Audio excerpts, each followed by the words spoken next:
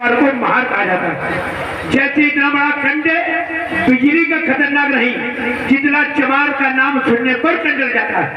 एक टमाटर साहब को एकदम चौपड़ ये कैसे घुस पड़ा। जब लिखा है यहाँ पर कोई अंदर नहीं आ सकता जिन्हें भी चलित शुद्ध जाति के। चौथा वर्ण शुद्ध माने 3 भाइयों को छोड़कर 6743 जातियां बनी है। 3 भाइयों को छोड़कर सभी शुद्ध वर्ण के हैं। ऐसा नहीं हमारे भाई लोग कोई बुरा माने, आप लोग पिछड़ी जाति लोग बैठे होंगे। कहते हैं चमार की कहानी जब हिमारी, तुम कहाँ हो, तुम अपनी इतिहास देखिए आप कौन है। शुद्ध माने सभी उसमें आते हैं, चाहे दलित हो चाहे पिछड़े हो, समझने की बात है। इतना ठुराए गए, भगा दिए गए वहां से।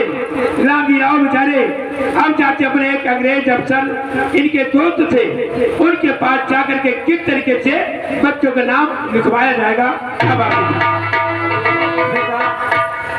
साथियों, बाबा साहब जब भारत में आते हैं, बाबा साहब बड़ौदा नरेश की नौकरी करते हैं। वहां पर उनका बहुत अपमान होता है।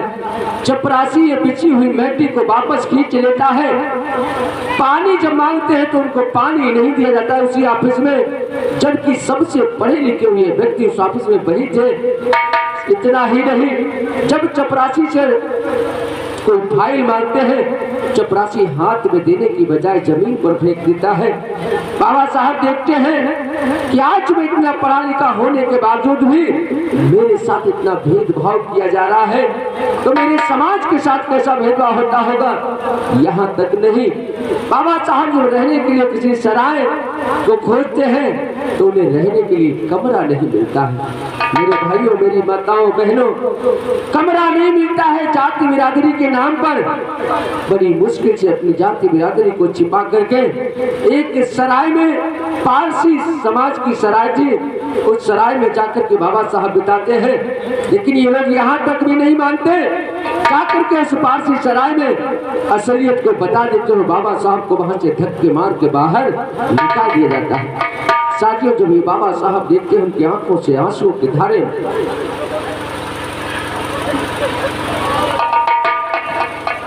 धारा बहने लगती है। बाबा साहब कहते हैं अभी मुझे और पढ़ना होगा, और पढ़ करके मैं उच्च से उच्च शिक्षा को ग्रहण करूंगा, और शिक्षा ही वो जरिया है जिसके बदौलत मैं अपने समाज की गुलामी को छुड़ा सकता हूँ। बाबा साहब फिर पढ़ने के लिए जाते हैं। फिर कैसे DSc, MSc और बार इतला की सब डिग्रियां प्राप्त करके टोटल 32 डिग्रियों के धारक बनते हैं, और भारत में आकर के कैसे बैरिस्टर बन जाते हैं आप लोग देखेंगे इस अगले सीन में।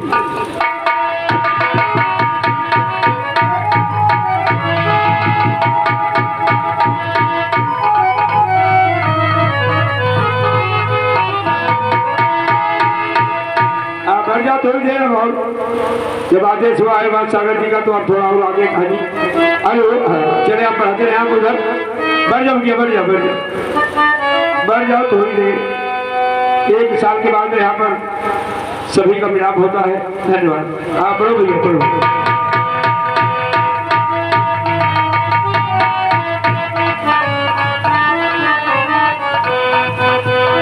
जल्दी कर जो जिसका जहाँ पर रोल है आप उसको विशेष ध्यान रखिए आप। हेलो,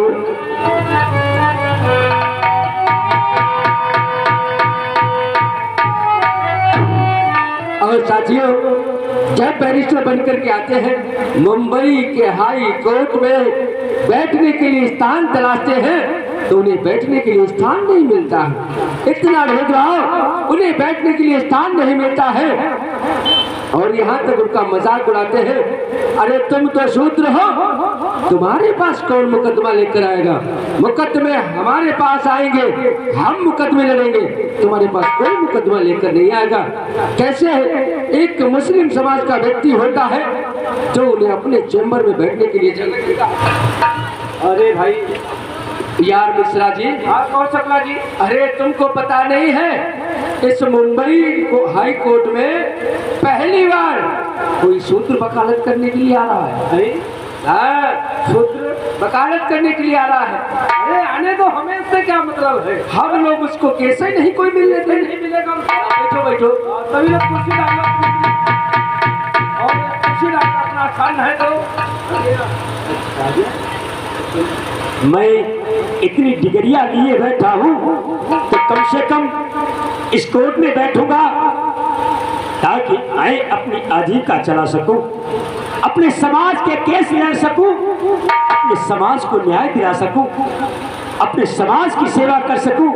इसलिए मुझे अपनी पहचान बनाने के लिए इस कोर्ट में बैठना अति आवश्यक है। चलता हूं। मिश्रा जी, अब ये देखो सूत्र भी वकालत करने आ गए यहाँ। कहो, इधर अपना चैम्बर बनाकर यहीं पर बैठना। चैम्बर बना ले तो।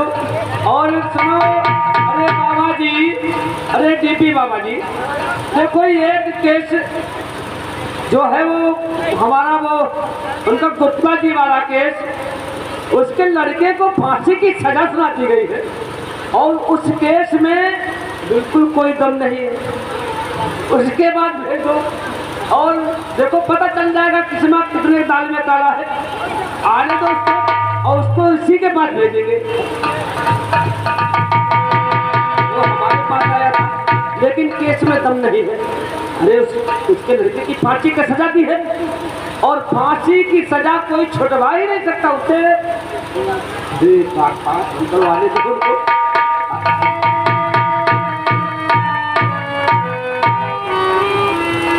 वकील साहब नमस्ते।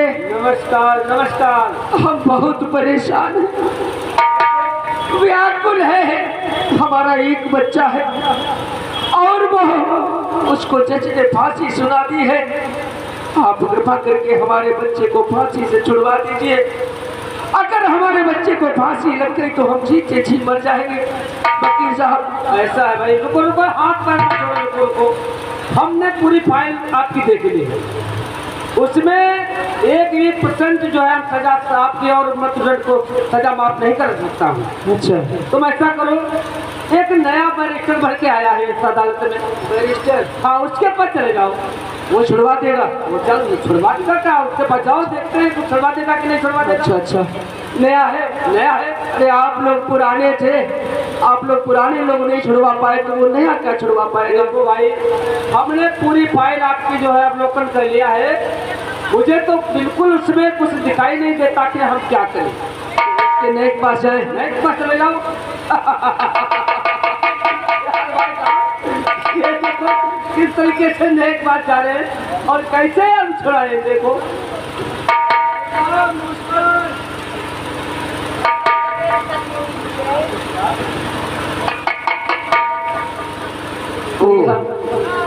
वकील साहब, ये भाई साहब, मैं आपकी क्या मदद कर सकता हूँ? मदद, हम बहुत परेशान हैं, बहुत दुखी हैं।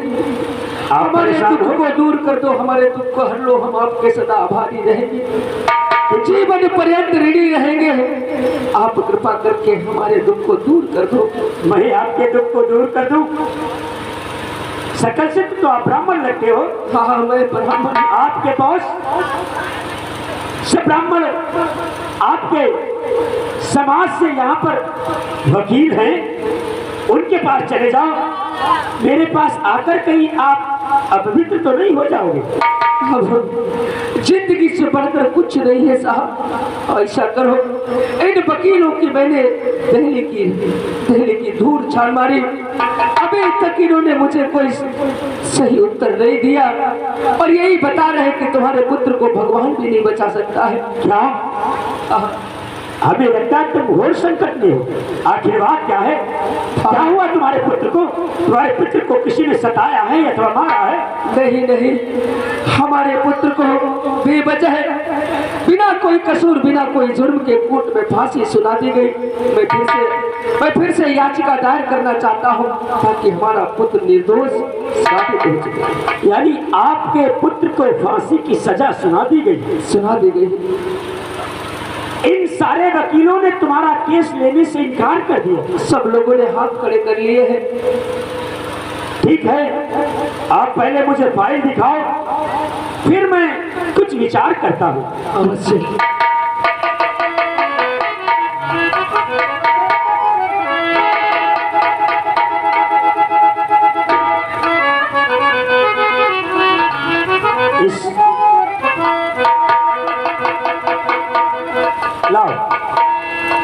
इस फाइल को मुझे दो। बेटे की जान संकट में है, फिर भी भेदभाव। वो क्या करे, हमारे खून में ही ऐसी विडंबना है, मजबूर है साहब। बैठ जाओ, मैं तुम्हारी फाइल को अध्ययन कर रहा हूँ।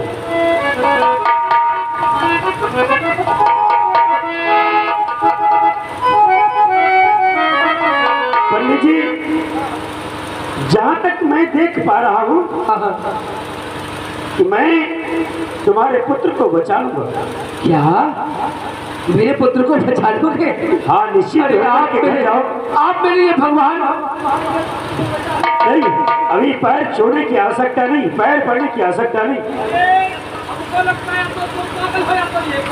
आप निश्चित रहो, मैं प्रयास करूंगा कि आपके बेटे को बाइज्जत वरी कराऊंगा। आप तो मेरे लिए भगवान से बढ़कर हो जाओगे। कल मैं पुनः कोर्ट में नहीं डालूंगा और इस केस पर बहस करूंगा। आप निश्चिंत रहो।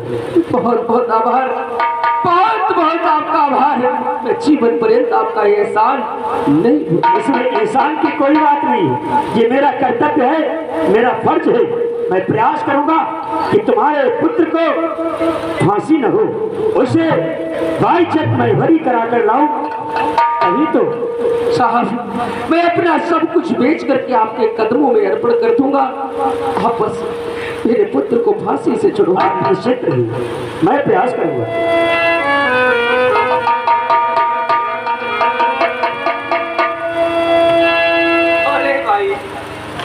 इसका कहना है कि मैं इसके पुत्र को बचा लूंगा। चलो कल जब ये रिट डालेगा अदालत में तो हम भी देखेंगे कैसे वहाँ पर ये कैसे क्या करता है। कल इसका जो है वहाँ पर ये बहस करेगा तो इसको भी हम लोग भी चलकर देखेंगे। हम लोग भी चल करके हमसे ज्यादा बुद्धिमान हो गया है, हमसे ज्यादा पढ़ाई कर ली है। देखते हैं यार, कल चलो अदालत में, आइए चलते हैं।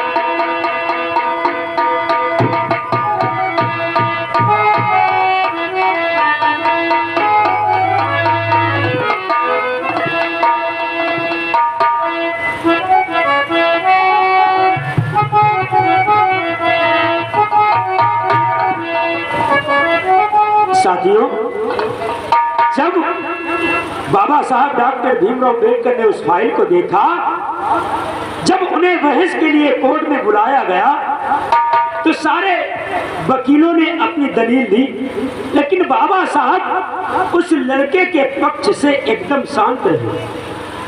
जब बाबा साहब कुछ नहीं बोले तो पंडित अपने मन में ही सोचने लगा और बाबा साहब को गाली देने लगा कि अच्छा भला था, मैंने सोचा था कि ये बालक, ये वकील मेरे पुत्र को छुड़ा लेगा, लेकिन ये तो बहस भी नहीं करता।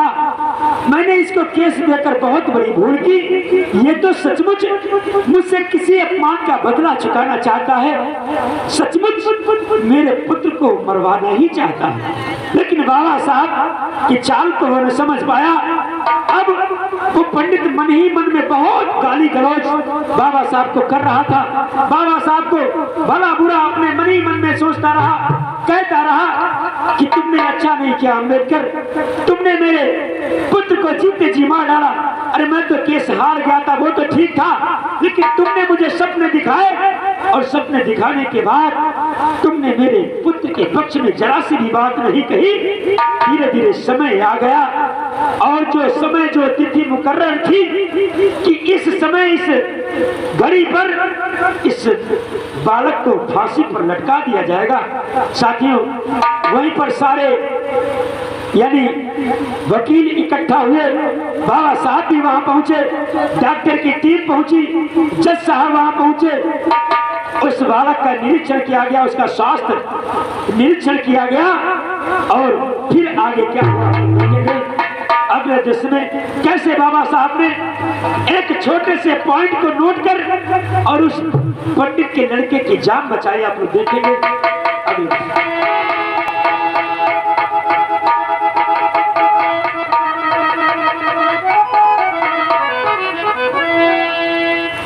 हमको लग रहा है हमने बहुत गलत आदमी के हाथ में अपनी फाइल दे दी। लग रहा है पुत्र हमारे हाथों से चला जाएगा। ये तो मुकदमा भी नहीं लेता है, ना ही कोई तारीख लेता है। न जाने भविष्य में क्या होने वाला है।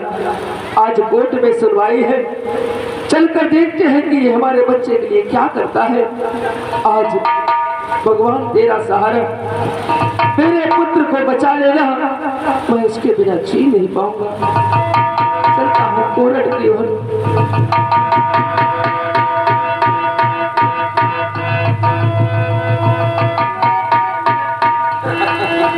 अरे भाई, अरे बाबा साहब ने बहुत कुछ बोला ही नहीं, वहाँ पर बैठते नहीं कि जज साहब ने ठीक टाइम 5 बजे उसे फांसी की सजा सुनाई है। अब ठीक 5 बजे वो शाम को लटका दिया जाएगा फांसी के फंदे पर।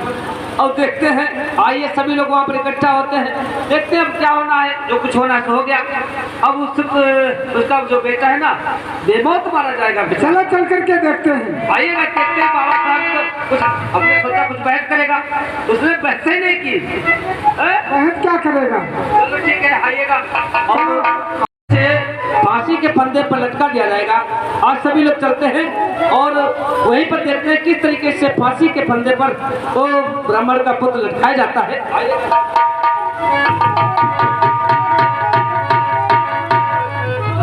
ओ भाई, मैंने कहा था 5 बजे का टाइम जज साहब ने दिया है।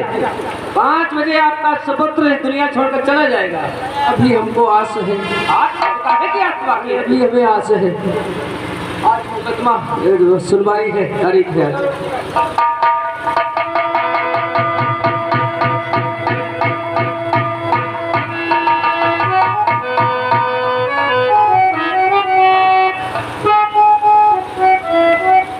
मुझे भी चलना चाहिए, क्योंकि ठीक समय पर उस बालक को फांसी पर लटकाया जाएगा।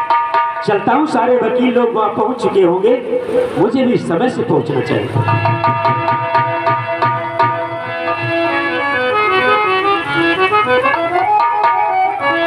अभी लगता है कि मैं ही सबसे पहले आ गया। खैर कोई बात नहीं, सारे वकीलों को चैन नहीं होगा, आते ही होंगे। वो मेरा मजाक उड़ाना जानते हैं। मेरा मजाक बनाने के लिए बहुत सारे वकील आएंगे, आने दोगे।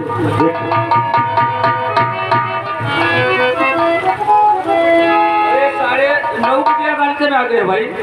बहुत अच्छा है, बहुत तरक्की करोगे लगता है। बताओ, खाना आना नहीं खाया क्या आपने? अरे वकील साहब, तुम्हें मालूम नहीं आज खाने की क्या जरूरत है। एक लड़का अपने जान से जा रहा है और मैं भोजन कर लूं। मैं भोजन तो तभी करूंगा जब उस बालक को वाइज्जत भरी करा दूंगा। अरे आज तुम्हारा मौके ठीक 5 बजे फांसी के बंदे का लटका दिया जाएगा। ये वही तो मैं भी देखना चाहता हूँ। कहाँ से तुम बचाओगे? कोई बात नहीं, मैं देखना चाहता हूँ कि आखिर फांसी पर कैसे लटकाया जाता है। ठीक है,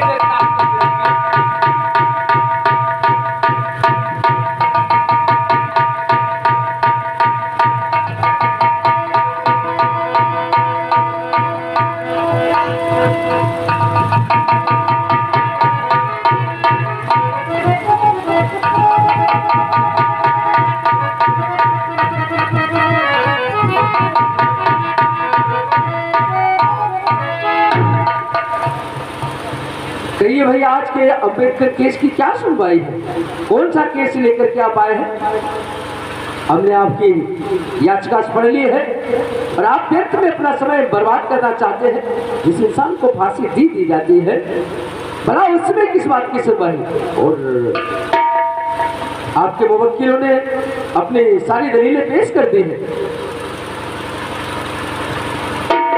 सर, मैं इस पक्ष में कुछ नहीं कहना चाहता। आपकी जैसी मर्जी, आप उसे फांसी दे सकते हैं। सर, अब अदालत का जो है वक्त आप तय कर रहे हैं। ठीक टाइम 5 बजे आपने आदेश दिया था फांसी की सजा। अब टाइम धीरे धीरे 5 बजने जा रहा है। अब उस लड़के को बुलाया जाए और समय के अनुसार उसे फांसी के फंदे का लटका दिया जाए। लेकर आओ उसे।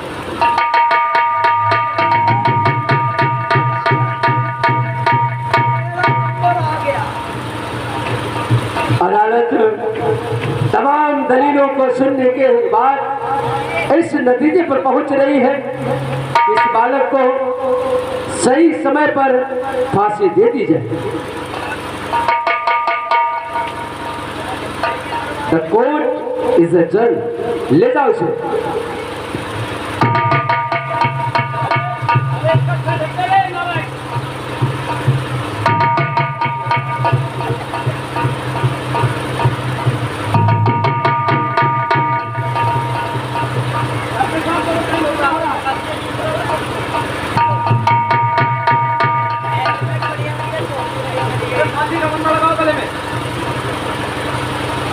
नंबर बोलना।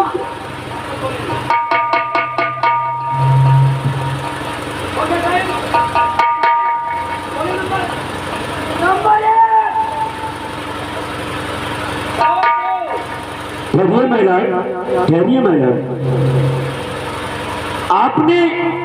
आपने सजा के हिसाब से इस व्यक्ति को फांसी का फंदा दे दिया है। हाँ, आप जानते हैं अम्बेडकर, हाँ, सरकारी कार्य में बाधा पहुंचाने के लिए आपका लाइसेंस निरस्त किया जा सकता है।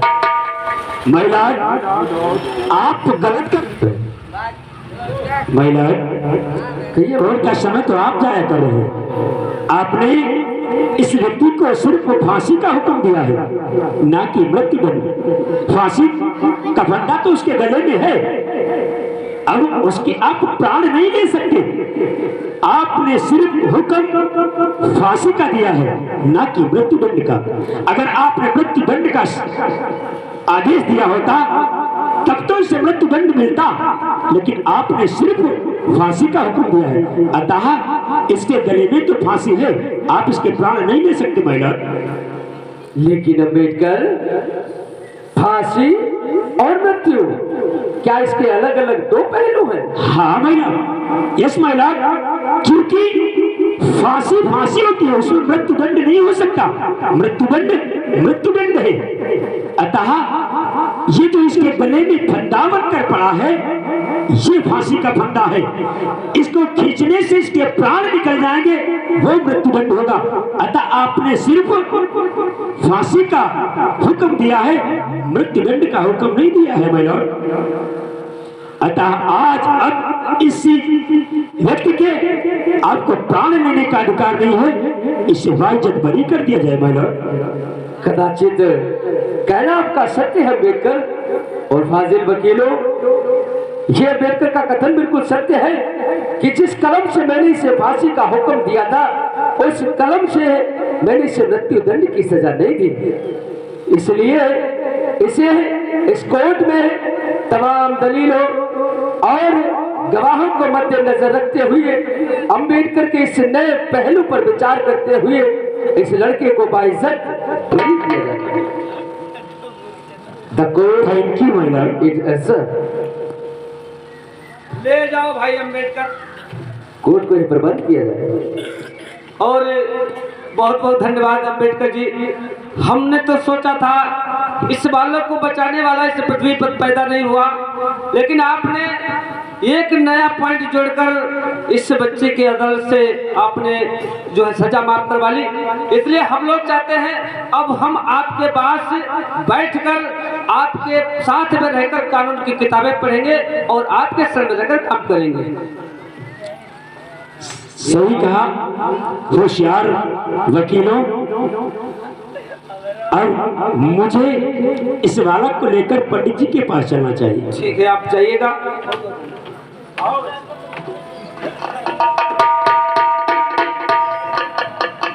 पंडित जी, आपने मुझे बहुत भला बुरा कहा होगा। ये रहा आपका पुत्र, अब आपका पुत्र जीवित है। अम्बेडकर साहब, बेटा इनके चरणों पे एक सर रख दो, इनको प्रणाम करो। अरे इंसान नहीं है, इंसान के रूप में साक्षात भगवान है। आज आपने मेरे नेत्र पर बंधी हुई इस पट्टी को हमेशा हमेशा के लिए खोल दिया। ये शिक्षा, ये ज्ञान किसी की जागीर नहीं है, इसको कोई भी हासिल कर सकता है। और आपने ये सिद्ध कर दिया कि ज्ञान से बढ़कर दुनिया में और कुछ नहीं। आपने अपने ज्ञान की ज्योति से हमारे बच्चे को मृत्यु के मुख से बचा लिया। आपकी जय जयकार हो, आपकी जय जयकार हो, आपकी जय जयकार हो, जय जयकार।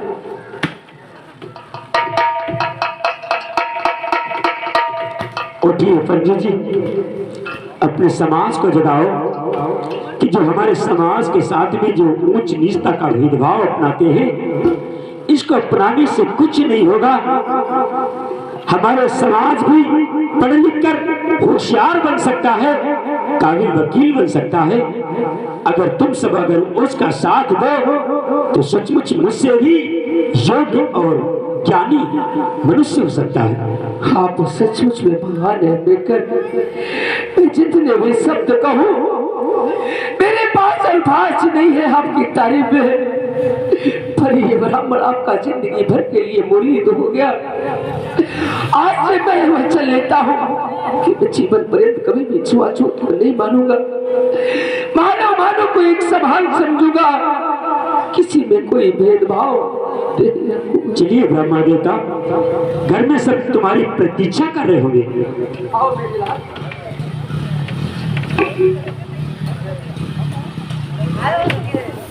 बोलिए डॉक्टर बी आर अम्बेडकर की, बोलिए डॉक्टर बी आर अम्बेडकर की, संविधान निर्माता की, संविधान निर्माता